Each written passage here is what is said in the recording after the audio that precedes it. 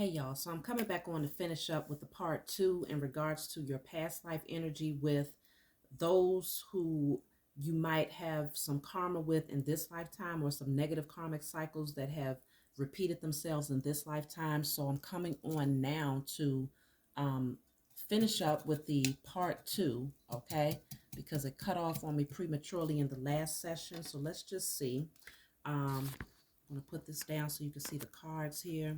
So what I was looking into is the declarations that you can do to clear out the spiritual energy that might still be lingering.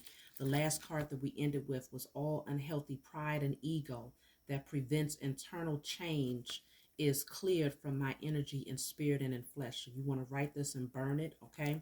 The next one I have here is I have two cards that came out here. All generational curses over myself, my ancestors, my offspring, the parent of my children, and their ancestors are destroyed in spirit and in flesh. Write that down and burn it. Okay.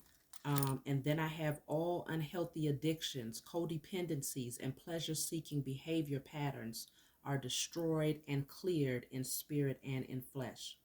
So these are very important. I repeat this one again. All unhealthy addictions, codependencies, and pleasure-seeking behavior patterns are destroyed and cleared in spirit and in flesh.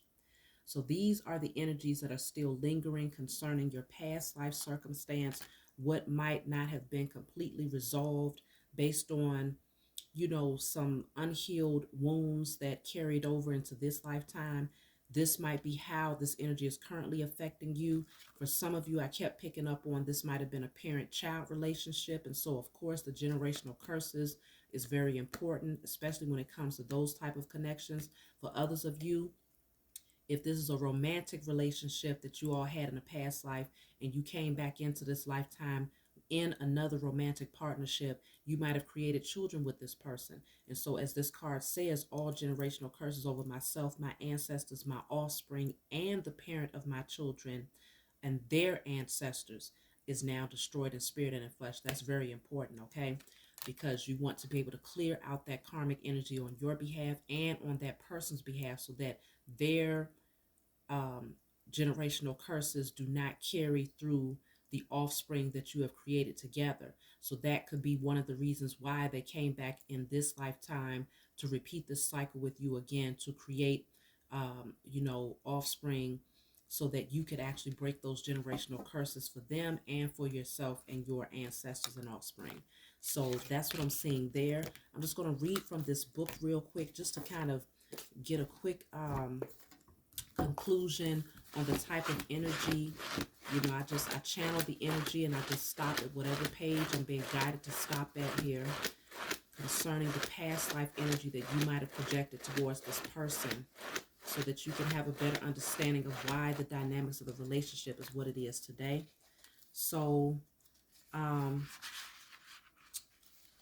going to go to the page before this one. So I have angry at the world. You were not clear in expressing your anger.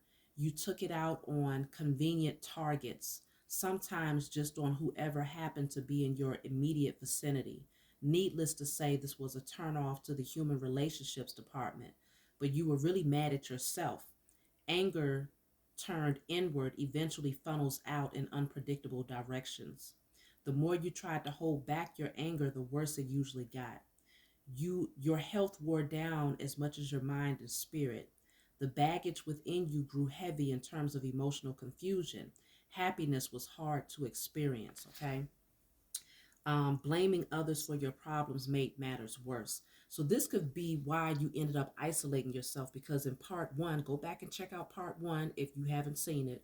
In part one of this message, you ended up isolating yourself from this person and removing yourself after a certain period of time.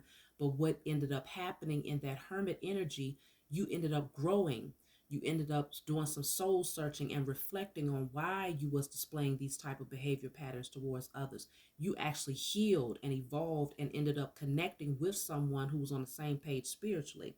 So you displayed a lot of anger towards this person that they didn't understand and you didn't understand at that time. And then I have here holding back your creative passion. There were lives where you were lacking assertiveness. You were too unsure of yourself. a fear of failure was sometimes at the root of this pattern. Okay, so you feared failure.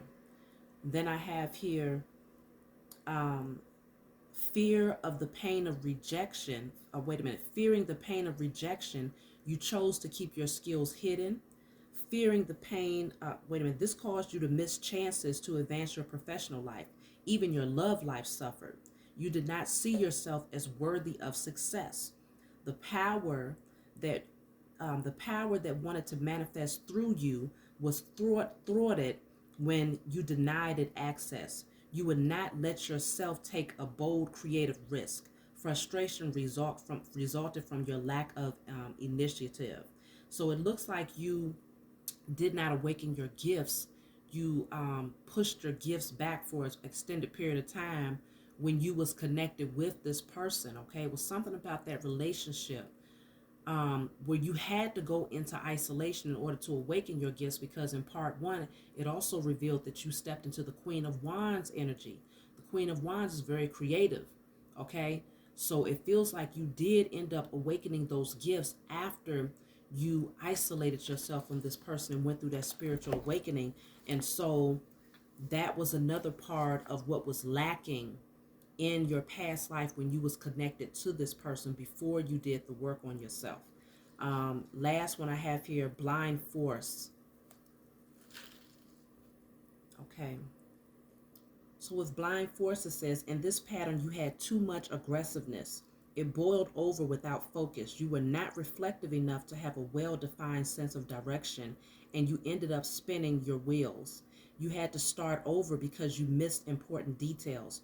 Patience was not in the game plan. Forcing your ideas didn't win admiration or friendship. You lacked commitment to finishing projects. You had tornado-like energy that needed to be channeled more accurately. Losing your wealth came from not having enough foresight to be aware of the risks you were taking. So there is also this energy of, too much aggressiveness, not knowing what to do with all of that energy that was building up inside of you, because again, there was a lot of anger. So there was something that you had gone through that you was holding on to, and you ended up taking it out on that person when you had that connection to them. You might have rejected their love, misused their love, abused their love, but you ended up doing the work on yourself to heal, and that person still held on to the resentment of how you treated them, how you abandoned them, how you left them out in the cold with all of those wounds that you did not come back and nurture. Okay, so it feels like that person might have carried that energy over in multiple lifetimes, waiting for you to come and soothe those wounds. And so I feel like if you found that in this lifetime you ended up over giving of your emotions to try to absolve some of that karma, not, subconscious, it's like you're not consciously aware of that though, but you might have ended up over giving of your love in this connection, in this lifetime, to try to fix that. And this person may have rejected you, and you're looking like, well, why? I don't understand why I have such a hard time building a connection with this person when I've given and given and given. Is because this person still has not healed. They have not forgiven. They're still carrying over pain from the past life when you rejected them and when you rejected the love that they tried to offer you. And so this is why it's very important. Go back and watch part one. Do the writing, burning, and releasing to clear out that energy so that you can, take your power back, rise into your divinity, and find your purpose in this lifetime. And allow that person to do what they have to do on their end to awaken and to heal and to nurture the wounds that they still carry over from the past life, as well. So I love you all. I hope this message brought you some clarity. If you want a private reading from me that's more personalized to your circumstance, email me snita, snita 52415 at gmail.com. Okay. Um, so I will talk to you all next time. Please be sure to like and subscribe if you found that this message resonated with you. Talk to y'all later.